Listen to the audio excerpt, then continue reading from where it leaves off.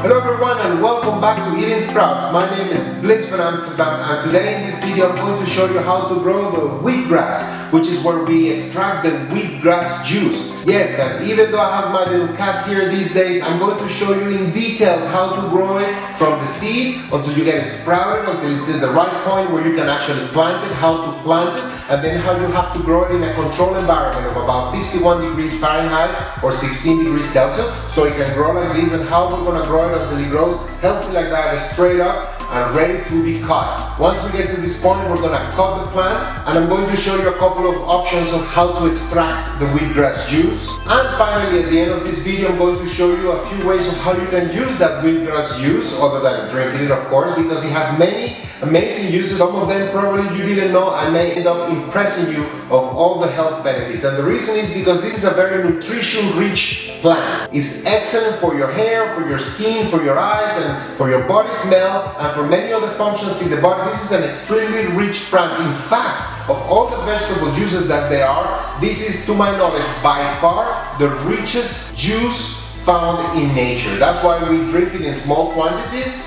And even though it has a strong taste, you'll end up loving it. So be sure to stay until the end of this video so you can learn many of the amazing ways that you can use this wheatgrass juice to your advantage. And this is such a rich plant in terms of nutrition that I actually took some notes here of its nutritional content. The wheatgrass juice is very rich in vitamins A, vitamins B, including B5, which is a good source for pantothenic acid. Also a good source for vitamins B12, also vitamin C, vitamin E, and vitamin K. Also, this is a plant that is very rich in calcium, iron, chlorophyll, magnesium, zinc, phosphorus, potassium, copper, manganese, sodium.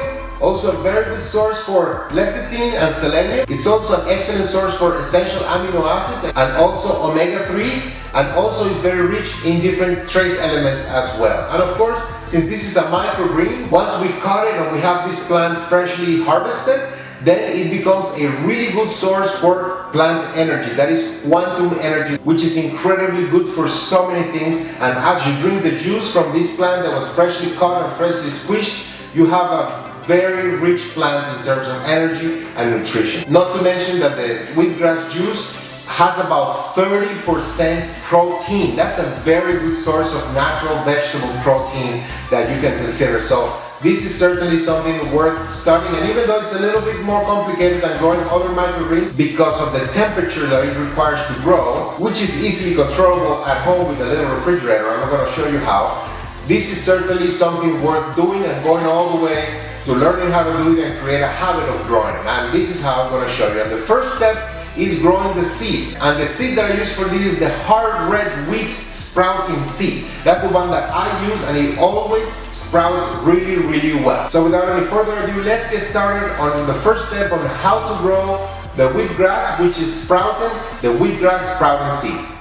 Alright, very well. Now we're ready for the first step of growing wheatgrass, which is sprouting the wheat sprouting seed, or the hard red wheat sprouting seed, which is the one we're going to use here. And for that, we're going to use a half-gallon glass jar, and with the open lid and a plastic screen to put on top, okay? And of course, everything that we do today are going to be based on the measurements of the 10 by 10 tray, okay? Because this is a size of tray that I prefer to use instead of the 10 by 20, because a 10 by 10 tray is easier to consume for a small group of people like we have here, and that's why I prefer this one. Now, the way how we make sure that we always have fresh wheatgrasses by having an ongoing cycle of new trays of sprouted seeds coming on every 3 to 4 days, and like that we know that this tray will only last 3 to 4 days, and like that it's much easier to grow and it's much easier to consume and have fresh wheatgrass coming all the time, okay? So for a tray like this of 10 by 10, we are going to use exactly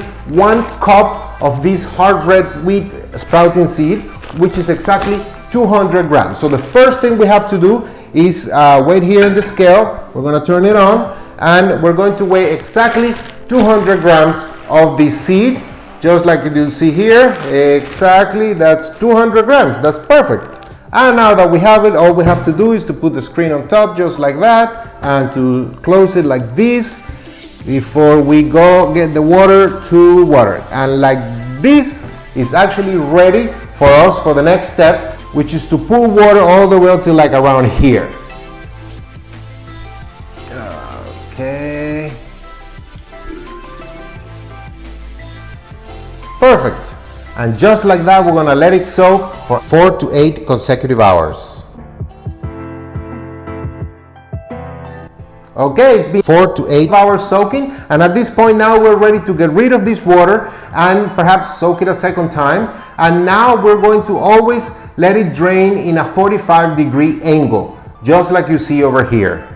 And it's very important that we always put the sprouting jars in a 45-degree angles, which resembles something like that, and not horizontally or vertically, because if it's horizontally, then there's going to be water here, which may get swampy and is going to create bad smell, maybe bacteria, or ruin the whole thing. So we definitely don't want that. But we also don't want it vertically, because we want airflow to come into the screen for the seeds to breathe, and it's very important. So the best position is a 45-degree angle, just like that, which you can put, of course, in a plate drainer like I'm doing here, or you can put it in a pot. Actually, it would also work as well. In any case, this is always the position that we want to use, okay? And of course, we always have to remember to rinse the seeds 2 to 3 times a day during this germination point. No matter what seed it is, they always need to be rinsed 2 to 3 times a day, which is just getting them wet, rinsing them a little bit, get rid of the water, and put it back in the plate drainer or whatever you are draining them, so they can continue draining.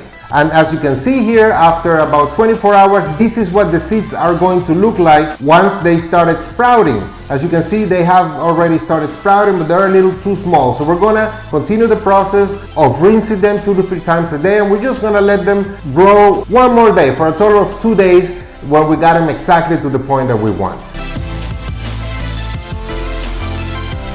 Okay, and now after 2 days, you can see here how the seeds have grown just enough for us to plant them. You see they have grown a lot from the day before, but we don't want them to grow any more from here. We want them to plant them at this time so they can continue growing on the tray.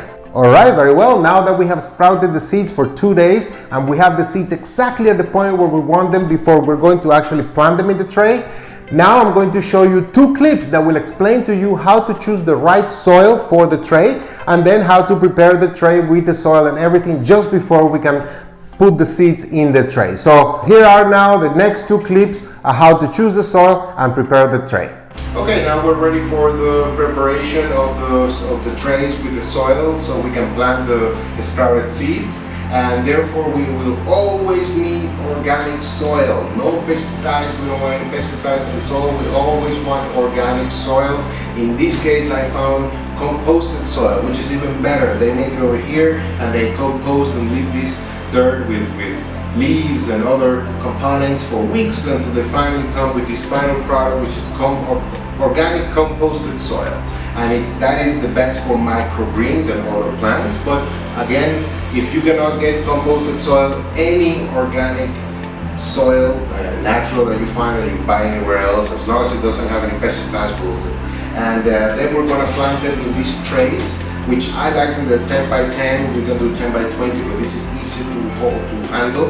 And to avoid that the soil goes through these little holes that you see here, we are going to use this brown paper, because like that we can protect the soil from leaving through the holes, yet the water can always pass through the paper. So we're going to use brown paper preferably now, that because white papers, they go through a process of whitening, that they use bleach and they use other whitening products that ultimately are not that great. So if we could avoid using those for our food, is also a good idea. However, if you cannot find the brown paper, the white paper will certainly do the job, okay? But preferably always brown paper, okay? So now, with that said, now let's show you exactly how I put the paper in the tray and how I put the soil, just to get ready for planting the sprouted seeds.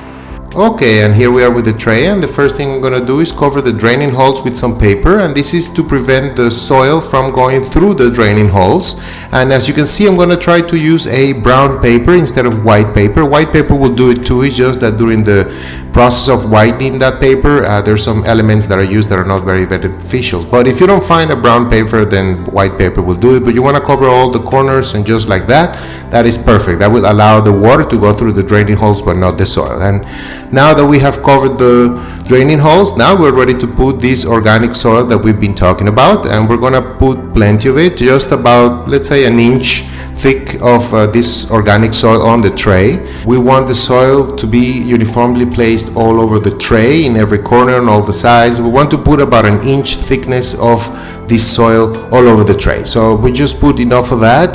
You can put a little more, a little less, it's as you wish, but 1 inch usually it's okay. We want to cover every corner, all the sides. We want it to be as uniform as possible so we can maintain the uniformity throughout the whole process of watering and planting the seeds as well. And just like you see here, this looks like this is almost ready. Let's see. Yep, now we're ready to water and plant the seeds. And here we are with the soil on the tray ready to be watered. And we want to use water with low pressure. We want to keep the uniformity of the soil on the tray, and in this case I'm using my hand, as you can see, because it helps keep the uniformity. And we want to make it really swampy. We want to make it really wet all the way down, as you can see here. And it doesn't matter if you put more water, because in a few seconds it's gonna go away, but we want to make sure that it's all wet all the way down to the bottom of the tray. And we just wait a few seconds for the water to go away, and now we're ready to put the sprouted seeds on the tray, just like I'm doing here. And of course we also want to spread it out through the tray, and we want to also do it as uniform as possible, because we want to keep the uniformity on the whole tray. We want to be sure that every corner on all the sides are also covered, just like that. We want to do it as uniform as possible. That's perfect. And now we're going to water them again. As you can see here, we're going to water them again with the low pressure of the water. In this case I'm using my hands, which is actually the easiest way to do it. And we want to be sure to keep the uniformity of the seeds on the tray and put plenty of water on them. Again, don't worry, because in a few seconds all this water is going to go away, but we want to put them just exactly like that before we cover them with the second tray. And on this tray we're going to put a big rock or a brick or something that will keep the weight on the second tray, pushing the seeds down. You can also use a second tray that is already growing, that would also help cover them and put the weight down on them. Alright, very well. Now that we have planted the seed here in the tray, and then we put a second tray on top, either with a heavy rock or a second tray with heavy growing seeds, then we need to put these in a controlled environment of a temperature of 61 degrees Fahrenheit or 16 degrees Celsius. And that is absolutely important, because the wheatgrass is the only seed that actually requires that temperature. From the moment it's planted here until it starts growing, until it gets to the final point when it's ready to be cut, it will always need to be under that temperature. That's why professional growers of wheatgrass, they will always have some kind of a room that is set aside and that has air conditioning that always keeps that temperature of about 61 degrees Fahrenheit or 16 degrees Celsius to keep the wheatgrass growing. It's the only way it will grow. Sometimes in a little bit higher temperatures, around 70 degrees Fahrenheit, they will grow, but they will not grow as happy, and they may even grow mold, and that happens a lot. So the best way to grow it, absolutely,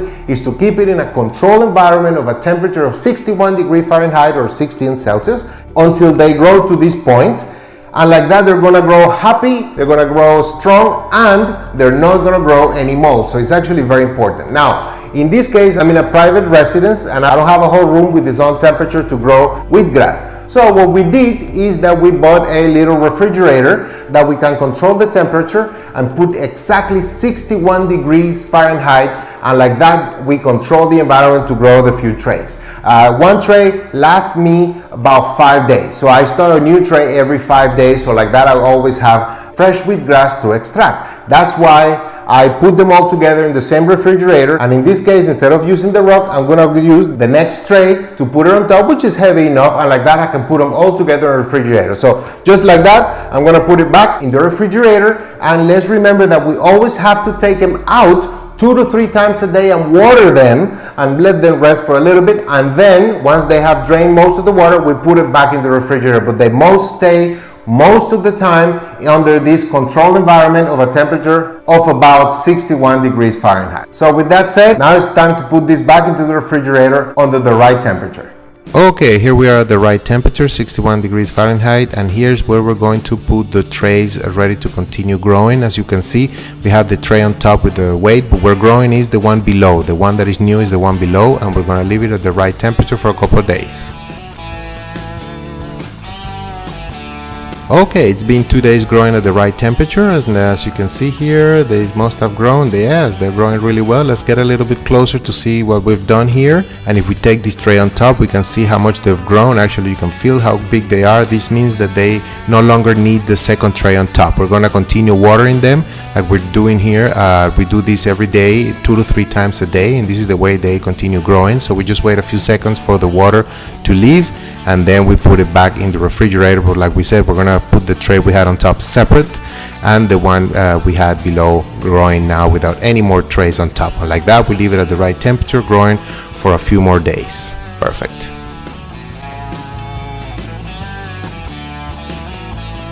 Okay, it's been another 2 to 3 days, and as you can see, it's grown really well. Look how beautiful they are. They're looking green, and we just continue watering them like we've been doing every single day, 2 to 3 times a day, because that's the key factor of their growth. And actually, we're going to water them continuously and just wait a few seconds for the water to go away before we put them back in the refrigerator, just like we're going to do here. And just like that, again, at the right temperature, we're going to continue growing them for a few more days.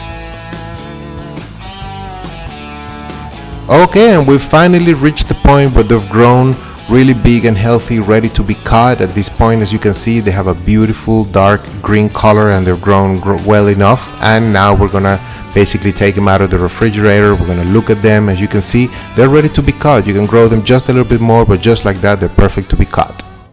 Alright, and now we have the wheatgrass here ready to be cut. This is basically the point where I like to cut it, where it's big and nice and abundant. Of course, this one here is just a couple of days younger, and it's also ready to be cut, but as you can see, it's a little bit shorter. So I let it grow just a day or two extra, so it grows a little bit bigger and a little bit more abundant. But basically, either one is good. You can cut this one as well. Once it's reached a certain height, it's basically ready to be cut. But in this case, for the example, we're going to use this one here, which is a little bit bigger, and it looks really nice and ready to be cut. So let's get started with the process of how to cut the wheatgrass. Okay, and here we are ready to cut this beautiful wheatgrass already grown, and the way to cut it is very simple. We just grab a bunch in the outside, preferably a corner, and we're going to cut it from the inside out, just like I'm doing right here. You see it comes out really easily.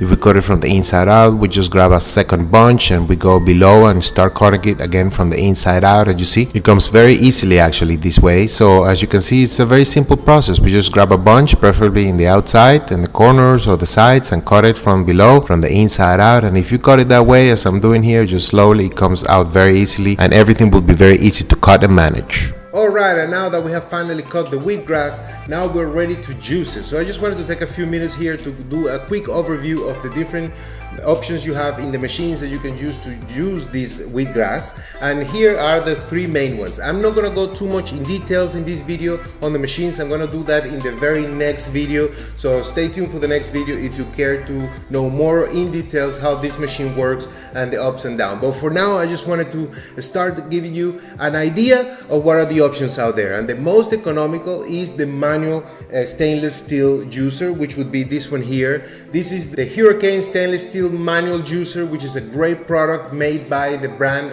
Handy Pantry, which you can find in the provider. I'm gonna put the link there below. It's a very good product, but it is manual, exactly just like that. It has the thing to push it, and basically the juice comes from here below and the pulp will come this way. This is a very reliable machine, but you have to buy the original one. Don't buy knockoff, because the knockoff brands are really bad, and I had a really bad experience where I bought a much cheaper machine that was, you know, not the original one, and it didn't even work. So try to buy the original one, the Hurricane stainless steel manual juicer made by Handy Pantry. Again, I'll put the link below. They have an excellent product. They go just below $150, and that is the price. This will last forever, because this is stainless steel, this is all metal, and I really recommend it. There's the other model, which is the MJ445, which is the same thing, but a different brand, also very good, and I highly recommend it as well. I'm gonna try to find a link as well, so you can find it. They're both really good and they'll last forever, okay? My only recommendation with these machines, like I said, don't buy knockoff brands, only buy the Hurricane by Handy Pantry, or the MJ445. Those are the ones that I recommend. Everything else is not good. Don't buy plastic. Don't buy plastic products because they will not last, they will break, and you don't want to do that. If you buy a manual juicer like this, you want to be sure that it will last forever. Okay, so that is my main advice, and this is a great way to start. And the only bad thing is that you have to do it manually. That's the only thing, but other than that, it works really well, and I really recommend it. Then after this, you have the electric juicers, which would be basically what you have here. This one in the middle is the Omega 8006, and I highly recommend that. These machines juices wheatgrass and also works for other things. It works really well. This machine here has been in my family for years. My mom uses it almost daily, and it works really well still. It is made of plastic, this part here, yes, but it has some kind of a lifetime warranty where if any part breaks, they will send you a new one, and you only have to pay for the shipping or so. All you have to do to avoid for it to break is to put smaller amounts of wheatgrass in it to juice. I'll show you in the next video if you want to know more in detail, but this is a great machine and I really recommend it. It goes just below $300. That's what they go for, but again, it's all manual, it's very strong, it's very reliable. It juices from here and it separates the pulp from here. It has a different head that you can use it to squeeze other things like carrots, and basically it won't separate it from the pulp. You have both going the same way, but it depends on what you're trying to do. For the wheatgrass, this is a great, not too expensive option that you can use. And then last but certainly not least is the OptiFresh by NutriFaster. This machine is now a professional level. If you have like a wheatgrass juice bar, or you're gonna use, for example, in those institutes where, like, you know, where they basically offer wheatgrass to the students, this is basically what they use. This is all metal. Okay, this is extremely powerful and very reliable. You can put a lot there, it will not break. This is just stainless steel, it will never break. It's very powerful, it's very reliable. Now this machine is over $1,000. I believe brand new is over $2,000. But then again, if you have a business, you absolutely want to consider getting one of these. Will not work for a business. This is good for a home of one or more people that will take care of the machine and will clean it immediately. This is great. But for a business, this will not do, and this will definitely not be time effective either. This will be both time effective, reliable, and good for the volume of a business. Depending on how big the business is, you might need to get more than one of these, but this is what you want to get. Okay, the OptiFresh by NutriFaster. This is a reliable machine. This machine is made in the US. This is made in the United States. It's a very good machine. So once I found it, I found it at a good price, and I absolutely always wanted one of these. I couldn't believe it, and now I have it. I use it pretty much every time I juice wheatgrass, and it works really well. I mean, it has the juice that comes from here and the pulp that comes from here. So basically, they all have the same system where they juice from the lowest part and basically expel the pulp from the front. But basically, that's how they work, and they all work really well. So to recap, I think for you at home, if you're just a family or a single individual trying to start juicing, then I would go for the Omega 8006. I'll try to put a link there. I'm gonna try to put links for all of them, but this is basically this for the size, for the quality, and for the reliability and the price. I think this is probably the best machine for your home. Again, if you just want to start juicing, then this would be something that you can buy forever. Just be sure not to buy any knockoff brands. And if you're already juicing, and if you're already doing volumes of wheatgrass because you know how to use it for other things and you're doing that, then I absolutely encourage you to buy this machine made in the US with the excellent warranty, and this is very reliable. It's by far my favorite machine. The problem is the price is, you know, significantly higher, but it's totally worth it. So with that said, basically these are all the three machines that or the three types of machines that I recommend.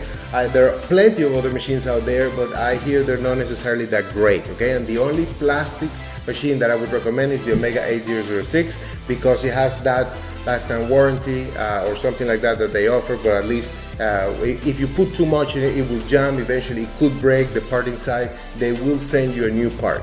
Okay, I don't know if they do it only once or if they do it more than once, but if you take care of the machine will work just fine for years, just like this machine. And with that, basically this is the short overview of the machines that you can use for juicing. Now I'm going to show you how, let's say one of these machines, let's say this one, which is the one that I recommend the most, juices, and how you can use the wheatgrass juice because it has many juices. So let's get started on how to juice here with the machine, just so you get a quick idea of how it works. Very well, and here's the wheatgrass already cut in the Omega 8006. We just take the plunger out and we turn on the machine here. Okay, perfect. And we're just gonna grab just a little bit of the wheatgrass, just like that. This would be the maximum you wanna juice at the same time or put in the machine at once. So just put it here through the hole and let the machine pretty much grab it and start juicing it. And we can put the second bunch here, as you can see, and a little bit more. As the machine is already working, that's perfect. And if you see here, we use the plunger to push it down, that's perfect, and let it juice even more. As you can see, the juice comes from the bottom here, and in the front comes the pulp already dried. And you see it, we just keep putting here through the hole and pushing it down if necessary, just like this, very slowly. Everything is softly. Okay, perfect. And just like that, basically you can see all the pulp already dried from the juicing, as you can see here, and all the juice came from here below, and this is what came out. This is pure wheatgrass juice, which basically is ready for us to drink or consume any other way we want. Alright, and that's how you extract the wheatgrass juice, and now it's ready to be consumed. And just before we end this video, I wanted to talk to you about the different uses that I'm aware of for the wheatgrass juice, which are many, and I'm sure there are plenty more. But for now, I just wanted to tell you a few of the uses that are done. It's not just for drinking, which is what I'm going to be doing here while I'm talking to you. It's a delicious taste. It's a little strong, it's very sweet, but that's how I drink it, very slowly, in 2 or 3 sips that I drink from the shot here. And basically you not only drink it, but also you use it a lot for therapies, for the skin, for example. There are a lot of exfoliation therapies and facial therapies done with wheatgrass, which probably we'll do in a future video. They're a lot of fun and they're very effective. And also they are good for the hair, for example. There's people who put it on the hair. I saw personally a gentleman at the Ann Wheatgrass Institute when I was there, who went there with all white hair, and at the very end, he shared with us that he had been using wheatgrass juice on his hair every day for 2 weeks, and he had, by the end of the 2 weeks, dark gray hair. I saw that. I didn't actually realize it until he said it, but when he shared that, we all realized that yes, he did come with all white hair and he was living with dark gray hair, and that was, he attributed to the fact that he put wheatgrass juice on his hair for a couple of weeks. So if you want to get rid of those white hair, at least make them dark gray, well, now you know, wheatgrass is definitely an option that you can use on your hair, also on your skin. Another thing that you can do with wheatgrass is very good for colon cleanses, to cleanse the internal body, whether you use an enema or a colema or a colonic. If you can use wheatgrass with that water that you use for the enema or the colema, actually, if you can add a few ounces of wheatgrass, that is amazing. It will do an amazing positive effect on feeling in your body and your intestine. It's just quite an amazing thing. So it's very good for colon cleanse. And then also they have the implants. You take a syringe like this, a new one like this one here, and basically just fill it up with a few cc's of pure wheatgrass juice, and then you do the implant, and that also is amazing. The colon will love it, and that is another great ways that you can use the wheatgrass juice to cleanse your body, to cleanse your colon. You can do that right after the enema or the conema or the colonic. That is a really fantastic idea as well. Other than drinking it like I'm doing here, you can also use it in your eyes. It basically has the same effect as the eye drop with quantum vibration, which immediately increases the quality of your vision, makes the color shinier, increases your peripheral vision, and ultimately you can see the forms better, and it happens instantaneously. That will also happen with the wheatgrass juice, and that's why I have it here. You can use a dripper like that is completely new. And basically, when I learned this at the Ann Wheatgrass Institute as well, what you're gonna do is just put some freshly squeezed wheatgrass juice here, and you're going to put a drop or two on each eye, and that will enhance your vision immediately. It will make the colors shinier, it will increase your peripheral vision, and you will be able to see forms better. So the best way to do it is, once you have the wheatgrass ready now, you just take a look of how you can appreciate the colors. You can also see the length of your peripheral vision, right?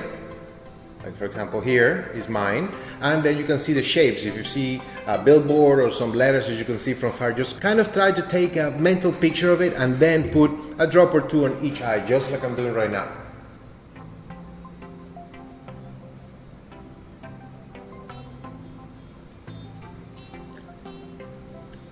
All right. Basically, those are some of the uses you can use in your body, in your skin, in your eyes, in your hair, to cleanse your colon, to do implants in your colon after the cleanse. Of course, you can drink it like I'm doing here. And you can also use it to remineralize your distilled water, because distilled water is very good water, but it doesn't have any minerals, and you don't want to put any inorganic minerals out there. The organic minerals come from the plants, and this is loaded with organic minerals, but loaded, and plus it's very rich in chlorophyll. So you just have to put a little bit on your distilled water, shake it, and basically voila, you have now distilled water with organic minerals in them and a little bit of chlorophyll as well. So win, win, win. And that's how you can also remineralize your water with organic minerals as well. And last but certainly not least, I've seen it used in some sauces, actually, for not for cooking but for preparation for eating.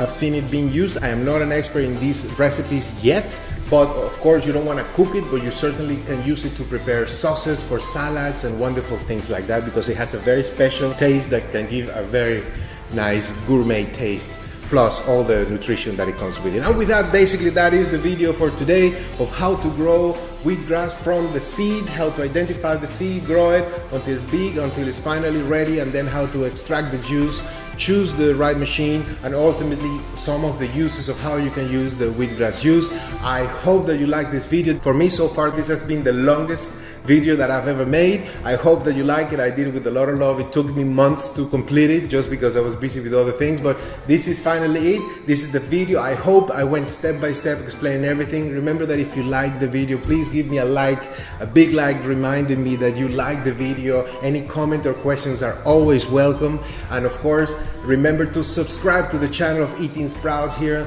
in Eating Sprout is where I'm teaching you all this knowledge that I'm learning how to eat and live a healthier lifestyle. And I'm doing it here today from the beautiful city of Miami, and I'll be doing it here for a little bit longer before I go to the next place. So I hope you enjoyed it again. I hope you start growing your own wheatgrass at home and you start feeling the benefits of consuming wheatgrass every day. Just before I go, if you're gonna drink, you can drink about an ounce or two in a shot. That's plenty. You can do a shot a day. That's what most people do, and that's okay. But if you want to do more than two, let's say 2 or even 3 shots, it's okay, but just take it slowly. It's a very powerful juice, but if you're doing some kind of juice therapy or juice cleansing or any of that maybe, then yes, drinking 2 or more of these shots of wheatgrass would certainly be beneficial for you as well. So thank you for letting me share this information here with you, and I hope to see you in the next videos.